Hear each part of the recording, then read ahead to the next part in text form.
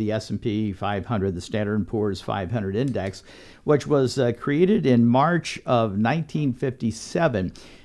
The company Standard & Poor's at that time had looked at the Dow and said, this is an ineffective way to truly represent what the broad-based market looks like now.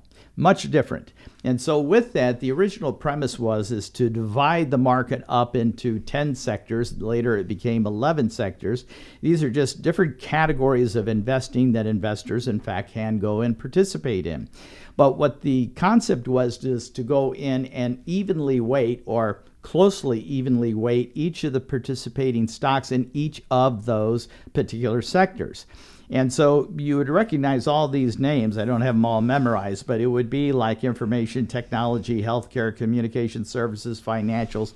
These are just a few of the categories or sectors, if you will, that are represented in the S&P 500. So some of the stocks in the S&P 500 are actually the same stocks that are in the Dow Jones Industrial Average. That's correct. Right. So let me just read some of the top ones off the list here. Apple, Microsoft, Amazon, Facebook, Alphabet, which is Google, Berkshire Hathaway, Johnson & Johnson, Procter & Gamble, Visa, NVIDIA, JP Morgan, United Health, right? Home Depot. So there's a few that I just read off of that list that actually go back and mirror what's in the Dow Jones Industrial Average. Why would Standard & Poor's eliminate a stock just because it was another index when they're trying to represent the broad-based market? And as I said earlier, the S&P has a great deal more validity in terms of what the overall market is truly doing because, as I stated, it's about an 80% representation. Well, so if I look at the S&P 500, Apple actually makes up 6.3% of the S&P 500. Microsoft makes up 5.6% of the S&P 500. Amazon making up 4.6%.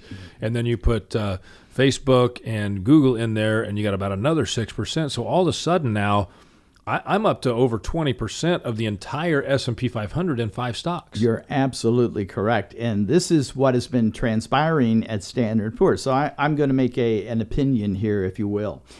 The concept that was originally created, I thought, was well balanced and well thought of in terms of how to represent the total market for investors. Okay.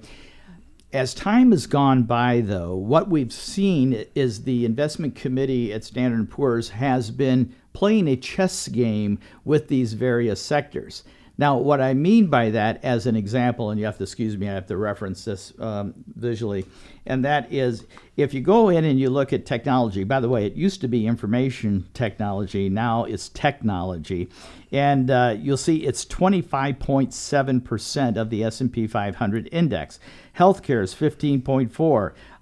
Communication services are 10.8, financials are 10.6, consumer discretionary is 10.5, industrials 7.9, consumer staples 7.4, utilities 3.3, energy 3%, real estate 2.9, and the last one, materials, is 2.7.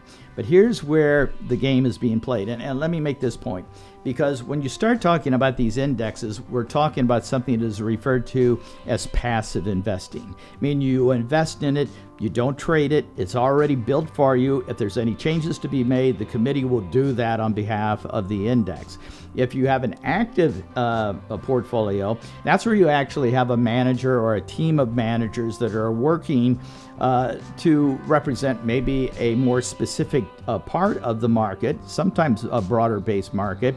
But again, they're not indexing. They're actually going in and actively managing the portfolio the way they think it best serves their shareholders at that time. Don't forget to like, share, and subscribe if you haven't already done so. And feel free to give us some comments below. If you want to watch this entire episode, you can find the link here on the screen or in the description below. Thanks for watching.